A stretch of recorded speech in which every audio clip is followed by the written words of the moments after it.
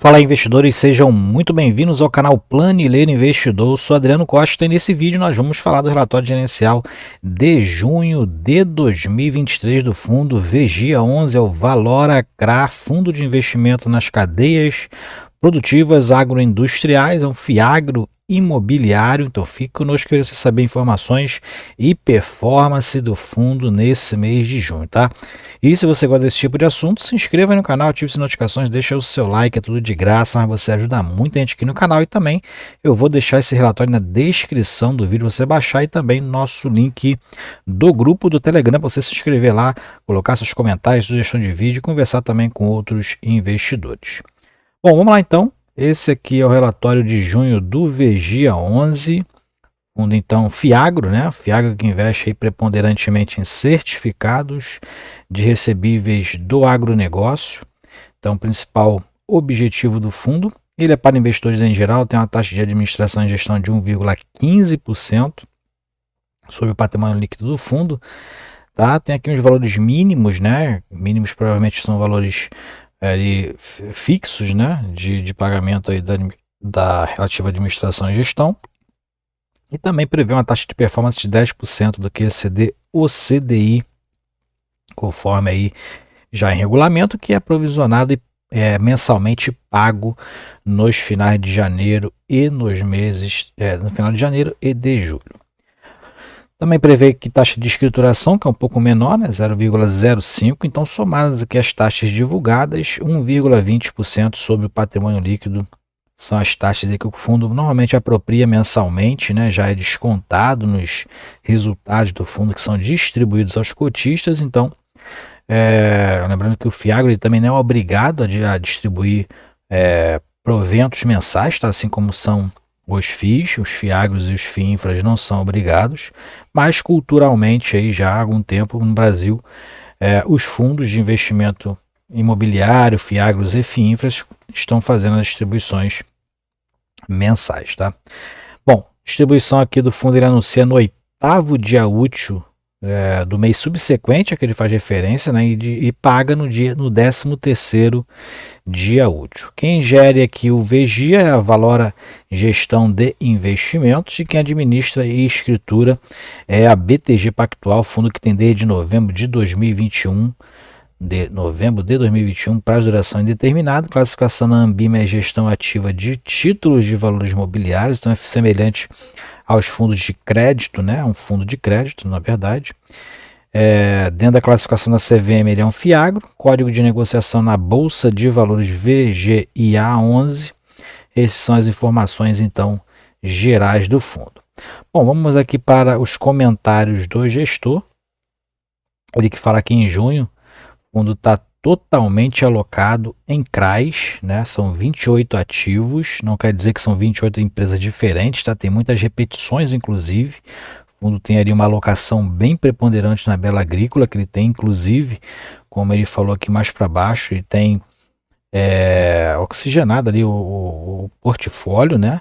Ele aqui dentro do mês de junho, ele adquiriu 13 milhões do CRA Cotricampo, CDI mais 5%, né? Para mim, high yield essa taxa, e vendeu 19,4 milhões do CRA Bela Agrícola 2, exatamente onde o fundo tem ali uma exposição muito alta no Bela Agrícola 2, né? Acho que mais de 22% do patrimônio do fundo está alocado no CRA Bela Agrícola 2. O Bela Agrícola 1, a gente vai ver mais para baixo, ele tem uma alocação um pouquinho menor. Fundo que no mês de junho distribuiu então 13 centavos por cota, o que equivale aí a uma rentabilidade líquida de CDI mais 3,6% ao ano sobre a base patrimonial do fundo de R$ 9,51, né? Muito próxima do que estava rolando aí no mês de junho no preço do VGIA11. Inclusive eu sou cotista do VGIA11, é minha maior exposição nos Fiagros. Tá? Eu tenho 3 Fiagros e a maior exposição no VGIA11 em torno aí de 35%, 40%. Basicamente 40% alocado no VGIA11, tá? E sigo comprando, na verdade, né? Nenhuma indicação de compra nem de venda, né? A gente vai ver aqui algumas informações que possivelmente fizeram aí os preços do VGIA11 cair no mercado, que é essa informação aqui mais para baixo em relação aos CRAs Languiru, então a gente vai falar sobre ele mais um pouquinho para baixo. Bom, aqui ele fala aqui sobre no mês de junho, mais uma vez, né, praticamente é um parágrafo repetitivo. O Fiagro, com maior volume médio de negociação na Bolsa, encerrou com mais de 108 mil cotistas. Então, como eu falei, eu sou um deles. Se você também é, se inscreva aí que todos os meses a gente acompanha aqui o Vigia 11, acompanha aqui o que a gestão faz, qual o desenvolvimento do fundo, qual a performance dele em cada mês. O crescimento aí do fundo foi de 13,2% em relação ao mês anterior, em relação à quantidade de cotistas, justificado também mais pelo preço de mercado aí, que caiu bastante, né, nesses últimos meses.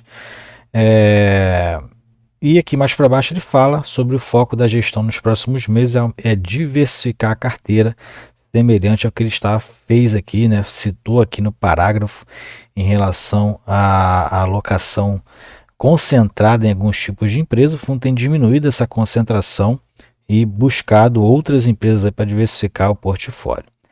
Mais para baixo que ele fala exatamente sobre os CRAs da Languiru. Então, a empresa que passou por dificuldades aí em relação à organização, né, econômico-financeira, fez aí algumas reorganizações dentro do seu organismo ali, né? E então eles ingressaram com uma medida para suspender as execuções contra o fundo. Tá? A princípio, né, o CRA, ele não está inadimplente, então a Languiru não entrou com recuperação judicial, mas sim entrou com uma forma organizada aí, de liquidar extrajudicialmente, né? Então o fundo em si está recebendo aí os juros e amortizações referentes ao CRA normalmente. Ele fala aqui embaixo, inclusive, e, né, de todas essas reorganização aqui em relação financeira que essa cooperativa estava com dificuldade. Mesmo assim, os CRAs adquiridos pelo fundo em relação a Languiru, as remunerações dele continua adimplida e sem problemas, e provavelmente essa situação é que fez o fundo cair bastante aí no mercado nos últimos meses, tá? Na verdade, eu aproveitei e aumentei minha posição, por isso que eu tenho minha maior posição atualmente é no Vigia 11, não é nenhuma influência para você se tornar cotista dele, tá? Eu sou cotista do fundo, mas eu tenho aproveitado o preço. O preço dele está bem interessante, é um bom fundo, é uma boa gestora, né? Mas não vá por mim, tá? Não vá por mim. Siga a sua estratégia aí.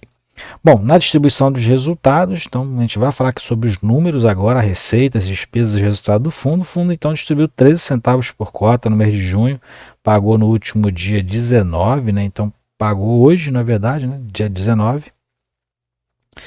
Receitas do fundo, 12 milhões de reais. Na verdade, isso aqui foi abril, né? Em junho, 13,8 milhões. Então, maior receita nos últimos 3 meses, né? Maior receita do trimestre, inclusive.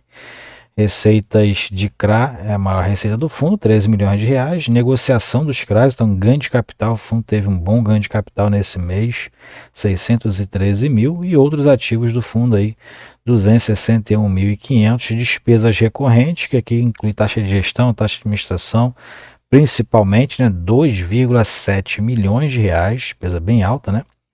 Despesas recorrentes, muito maior do que aqui, provavelmente que teve taxa de performance, né, para estar tão alta assim.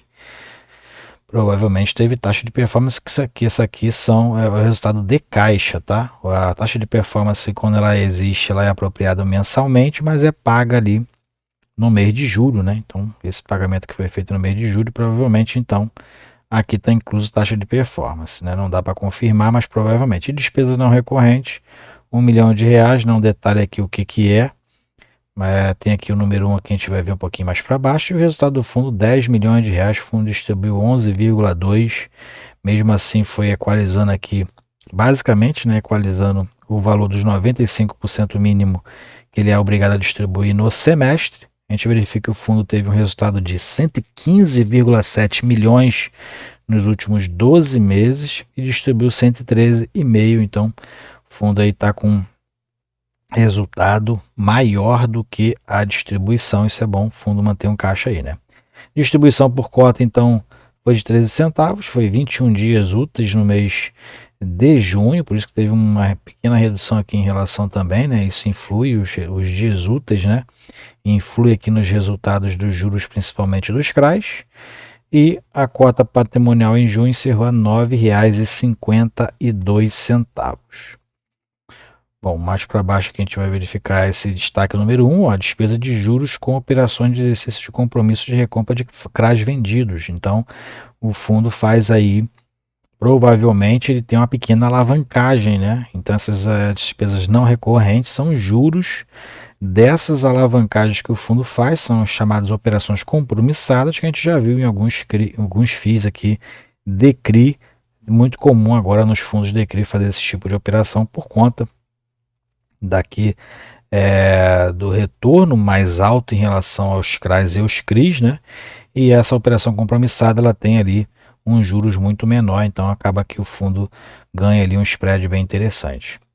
Bom, mais para baixo que a gente verifica o histórico de rentabilidade, o fundo então em junho teve uma rentabilidade aí de CDI mais 3,57%, muito interessante também aí em relação a essa rentabilidade, né? E dentro aqui de 100% do CDI seria de 10 centavos, o fundo então teve um resultado aí de 12, uma distribuição de 13 centavos por cota. Aqui é a carteira do fundo, então é um fundo totalmente alocado ao CDI+, tá? A taxa DI. Então, o fundo que está tendo uma rentabilidade muito, muito interessante. Os cupons acabam que estão bem altos aqui, porque se você somar o que o CDI está atualmente, em torno de 13,5%, tem papéis aqui que estão pagando em torno de 20% então ao ano.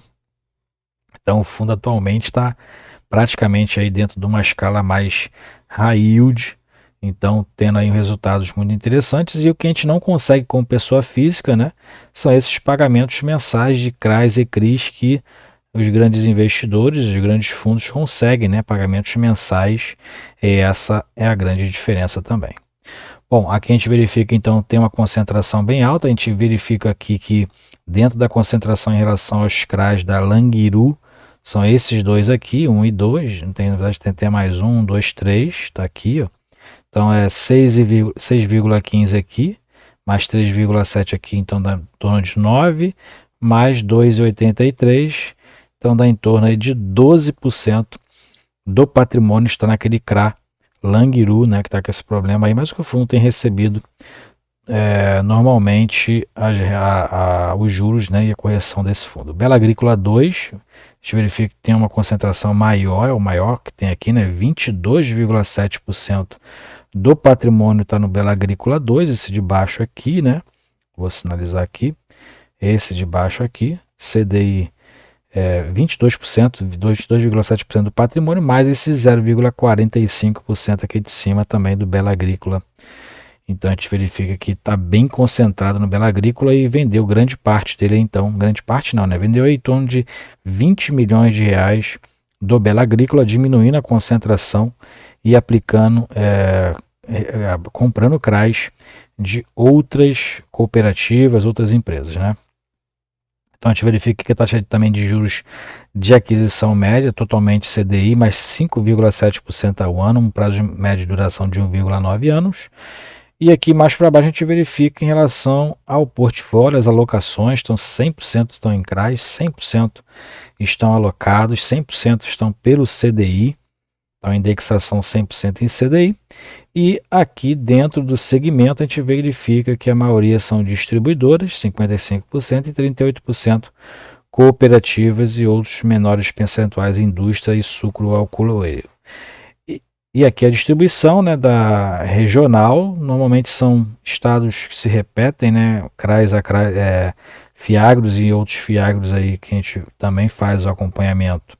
Se repete muito aqui, Mato Grosso, na região aqui centro-oeste e aqui dentro da região sudeste, sul do nordeste, né, região sul fica mais concentrado essas produções, né, os grandes culturas, né, do Brasil fica mais concentradas nessa região aí, o trigo, a soja, o milho, né? Aqui são os rendimentos mensais, né? Então, onde o fundo faz o comparativo ali, quem participou da primeira emissão, da segunda, da terceira emissão de cotas, né? Da quarta emissão, onde o fundo já fez, quais são as rentabilidades, né? Onde a gente verifica aqui a rentabilidade líquida de imposto de renda, né? Comparado com o CDI. Então, dá uma lida aí, verifica aí esse histórico também do fundo. É interessante você saber a rentabilização do fundo ao longo do seu período. E aqui a gente verifica a rentabilidade dentro do semestre, né? O histórico de rentabilidade, então mantendo ali uma distribuição ali de 13, 14, 15 centavos por cota nesse primeiro semestre, né? O fundo está distribuindo bons proventos. Basicamente aqui eu acho que a queda no valor de mercado foi essa operação aí da Languiru, né? O fundo acabou tendo esse problema aí falado ali em torno de março e abril, e com isso o valor da cota baixou, mas o fundo continua adimplente, né? Não teve nenhum impacto basicamente dentro aí das suas operações e dos rendimentos, né, de caixa do fundo. E aqui a gente verifica o detalhamento de cada ativo. Você pode baixar o relatório gerencial que eu vou deixar na descrição do vídeo, para você entender cada empresa aqui, onde o fundo tem ali como credores, né, devedores aí do fundo, na verdade, onde o fundo financia ali as suas operações, em algumas operações aí lastreadas ou em CPR financeira ou em debentures, né? Então, basicamente, são essas duas operações que são lastreadas. Então, baixa o relatório para você ficar por dentro daquilo que está acontecendo. E para encerrar aqui, a gente vai falar do desempenho no mercado secundário. O fundo teve um aumento bem considerável em relação à liquidez, de volume de negociação e liquidez no mercado em maio e em junho, em relação a abril. A gente verifica aqui que em junho o fundo teve mais de 92 milhões de volume de negociação. Aumentou o número de cotistas aqui consideravelmente, como a gente viu lá, mais de 13%, né? E a quantidade de cotas negociadas praticamente foram iguais, né? Mas o volume de liquidez média diária ultrapassou 4,3 milhões de volume diário de negociação no mercado secundário. Aqui a gente verifica que a faixa de negociação foi bem ampla, né? A amplitude aqui foi de 9,29 o valor mínimo e 9,62 o valor máximo, amplitude maior, um pouquinho maior na verdade, mas basicamente empatada com maio, mas teve aqui uma amplitude bem interessante aqui no mês de junho em relação ao preço de mercado. Bom, é isso. Relatório gerencial então do Vigia 11, segue aí um bom desempenho no mercado, né? Apesar da baixa do preço de fechamento, que praticamente para mim foi esse evento aí da Languiru, né? O fundo segue aí pagando bons proventos, né? Tendo aí bom desempenho no mercado e aumentando inclusive a liquidez, né? Apesar de ter diminuído o preço de mercado, o volume de negociação ainda aumentou, sinal aí que muitos investidores realmente estão entrando aí dentro do fundo, ok? Fique com Deus então, deixe seus comentários aí, até o próximo vídeo, tchau, tchau.